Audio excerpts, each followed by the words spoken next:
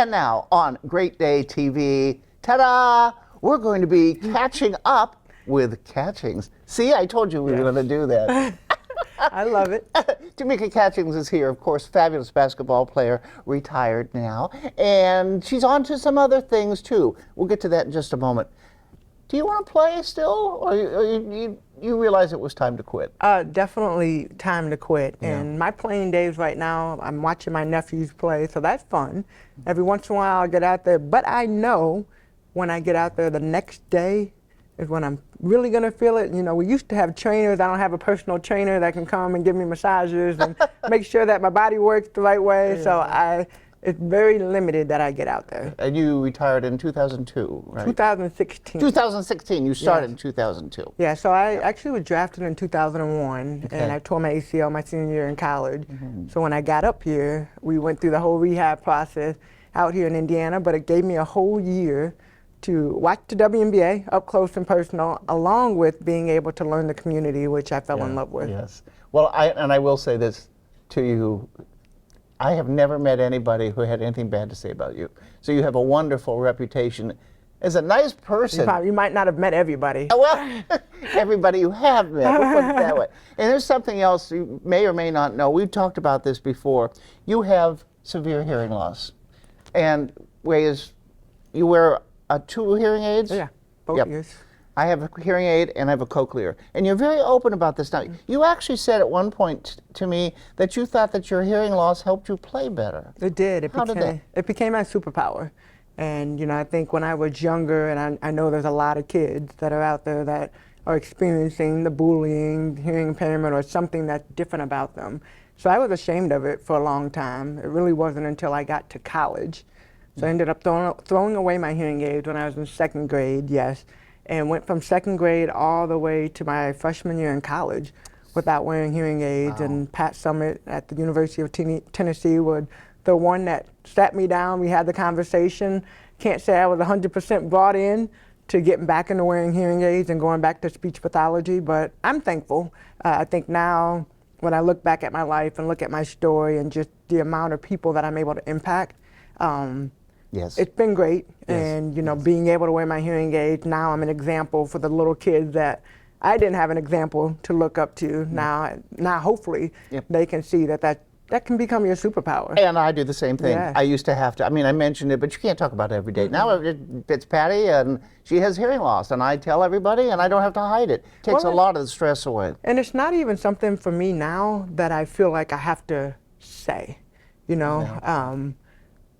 People in this day and age now, like I feel like back then it wasn't something you talked about, because even when I started my freshman year and when the story came out, a lot of the people that I interacted with between 2nd grade and freshman year were just like, oh my God, I never even knew. And I'm like, yeah, it's not really a conversation starter.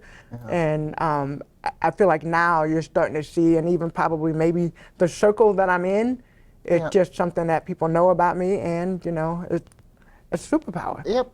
And also, kids have all kinds of things stuck in their ear now. So it's not like you the see AirPods? the hearing aid, they've got all kinds of things. Yeah. Okay, now we're moving on to, ta-da! You are the first black woman to be the Grand Marshal of the 500 Festival Parade.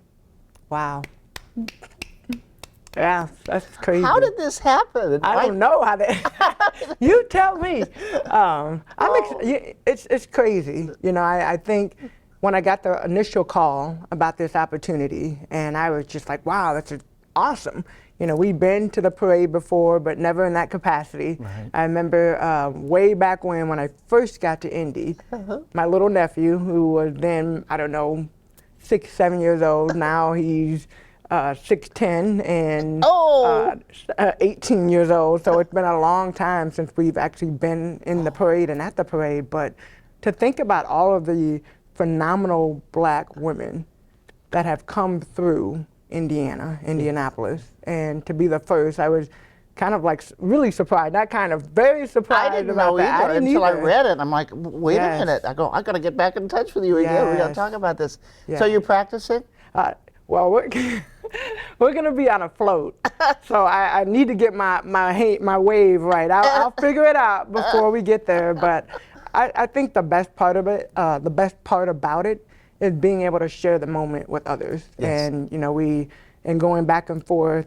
And being an example for Yeah, other but people. one of the main reasons that they picked me was because of what we do in the community. Yes. Through the Catch the Stars Foundation, through Tease Me, through all the work that we continue to do, and then just, of course, being with the Indiana Fever and still being here in Indianapolis. So for me, I'm blessed, but I get to share this with some people that have never had the opportunity to be on a float. We're going to be on a float, and to be in a parade, which I think is just, it's going to be amazing. Well, you're a wonderful role model in every capacity. Thank you. I mean, just when people see you, they smile. And I hope so.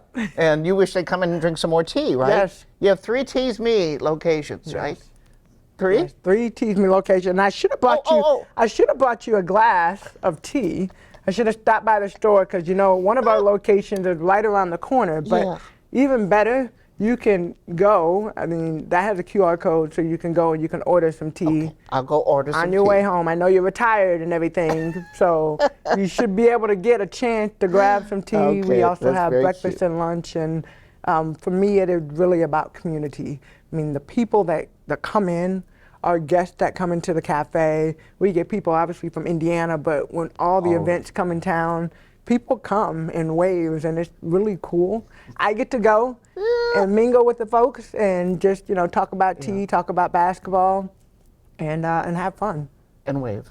And I don't wave at the tea shop. I do go by every single table, though, and make sure that I at least say hi. Because Isn't that it's wonderful? Fun. It's fun. Nice to meet you, Patty. She's got a strong arm.